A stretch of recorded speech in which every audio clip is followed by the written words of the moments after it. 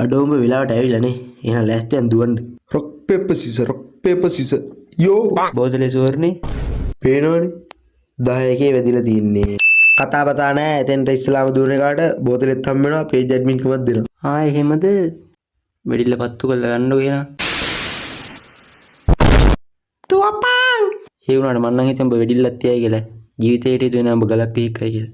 TikTok එකේ 10k ගහපුවම දෙනවා කිව්ව තුවක්කු දුන්නේ නැහැ බං. ඒකයි ගලක් කරන් ආවේ. අඩෝ උඹලා ගමත් කැතයි උඹ වැඩත් කැතයි බං.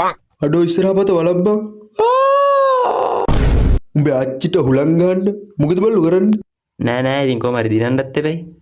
ඒකයි පොඩ්ඩ. අම්මට හුඩු ඩයිරි. අයියෝ ඩම්බල් එක.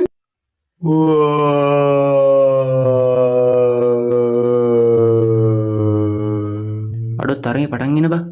ඒකනේ. සිරිපාලයත් මාළු කරත්තර යන වෙලා බලහංකෝ. නංගී රෙද්ද පස්සේ යනවා දෙන්නා. යසයි ඔබ ගෑනුගේ රිදිත් උස්සනවද බං? ඒ මගේ ක්‍රෂ් එක බා. මල්ල කෙලියයි. අන්න 10k page admin තරගේ පටන් අරන්. අදිගේ නැතුනොත් ඉතින් ආයේ 20යි වලින් තමයි.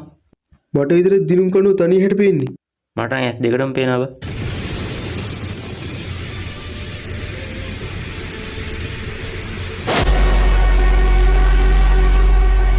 මම නේද දින්නේ. නෑනේ. අයියෝ. මල්ලි උඹ සුබිරි. හැබැයි 20යි වලින් මට අයි එකක් දීපන්. මෙන්න මංගාරි මල් පොකුර. මල් පොකුරු නම් හරියන්නේ නෑ මල්ලි. කෝ දැන් දෙනකෝ බෝදා. ඒ 20k වලින් බෝතලේ දෙන්න බං. 10k වලට මෙච්චර තමයි. උඹලා අපිට බොරු කරලා මන අපායන්ද දන්නේ. කමන්නේ 20යි වලින් අප බලාගමු.